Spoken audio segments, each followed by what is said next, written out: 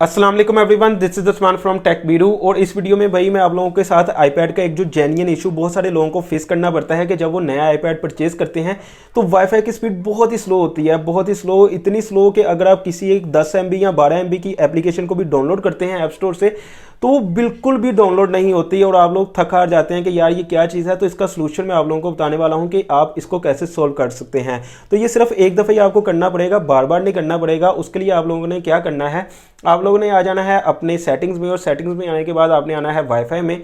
Wifi में आने के बाद आपने जो सा भी वाईफाई आपने कनेक्ट किया हुआ है उस वाईफाई में आपने आ जाना है।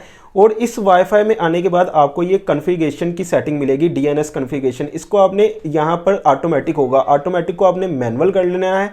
ये नीचे ही ऑप्शन है, ऊपर ऑटोमेटिक की ऑप्शन होगी या बाय डिफॉल्ट आपने नीचे मैनुअल की ऑप्शन पे आ जाना है। मैनुअल के ऑप्शन पे आने के बाद यहाँ पर जो बाय डिफॉल्ट डीएनएस का होगा सर्वर उसको आपने रिमूव कर देना है। यहाँ पर माइनस का साइन आ रहा है, आप देख सकते हैं, ये मैंने खुद से सेट किया है।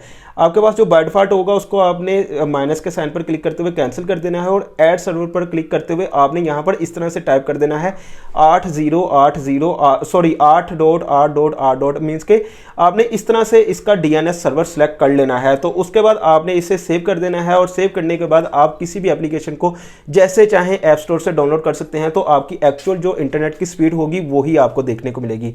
तो होप्स हो कि ये वीडियो आप लोगों के लिए हेल्पफुल रही होगी। तो अगर आपको इस तरह की मजीद वीडियोस चाहिए हो तो मेरी वीडियो को लाइक कीजिए, चैनल को सब्सक्राइब कीजिए। Thank you for watching. अल्लाह हाफिज़।